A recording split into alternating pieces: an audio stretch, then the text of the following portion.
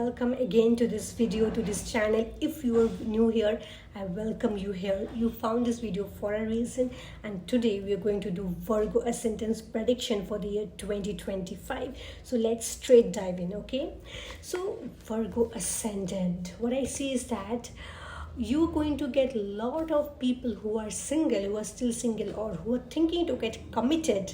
2025 is the cream de la year for you, where you can find, it could be a man or it could be even a woman. Love is in the air. It's a good time to get committed, and this is going to be very soft. You could feel, the person who will be approaching you would be a very soft and very tender nature. It might also be very soft spoken. Now, don't think like a soft spoken person is not strong, it's not resolute. So even though that person could be soft to you, but that person knows how to be with the world, deal with the world. Okay, so that person is going to be there for you and letting out his or her heart for you. So it's a very prospective year for Virgo ascendant, where you can think about a long-term commitment. And also another thing about Virgo, I understand, most Virgos are very analytical and logical, but sometimes, when we are over analytical, over thoughtful about something, lot of delays start happening just because of a thought. Okay, it might be the person who has approached you is a promising one, but since you go on thinking and evaluating the pros and cons, sometimes the time come, the opportunity come, and then the rush is through, right? And because a lot of people, they don't really want to wait and wait and wait, because they also want to get some assurance of commitment or sincerity from you. So this year is a good year, the upcoming year 2025, where you can get into a long-term commitment relationship. You can even go ahead and plan for a ceremony or a wedding with that person. So that's in the card what I see. And also another thing about Virgo is that if there is some plan or some project which you are constantly doing for the last couple of months, it's time to review that plan, review that project. You need to analyze the pros and cons in that project. It could be specifically related to your career or your business, where you need to evaluate whether you need to discard that plan altogether and set up something new. Okay, so sometimes what happens is that since the energy of the year is changing, it's best to shift our focus, shift the way we are doing things.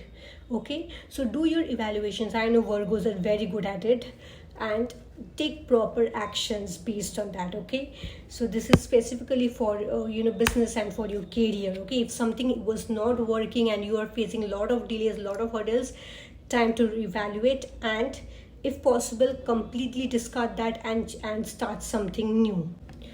Also, what I do see is that in terms of your relationship, it's overall going to be a good year, but there could be some kind of conversations coming up which you might be trying to kind of escape or ignore due to some reason or the other. So it is time to be very calm, to be coolly understand the perspective from the other person, to be a bit compassionate instead of rushing through, or instead of sometimes overusing our mind. Sometimes what happens is that when we use too much of a left-sided mind, we kind of disregard lot of things which comes naturally through us, could be through our intuitions.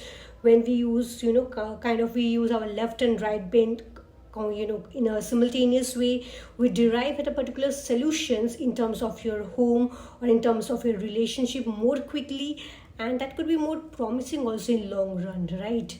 So be also compassionate and empathetic and handle any situations that come to you calmly, coolly. That's going to be very fruitful for you. Okay, and overall I see, if you're someone who is in a communication who is in the communication segment or marketing or sales, these departments need to be more and more consistent and have to kind of go on doing the things which we're doing and improving on the process. So basically all these three fields which I said is that start finding out what you can do to improve and to cope up with the new technologies or new methods that is more relevant in today's world. So that could lead you to a more edging cut perspective of how to move on and achieve your goal in a more efficient and also in a faster way. So this is what I get from the cards. I hope you found this helpful. To like and subscribe now. Bye bye.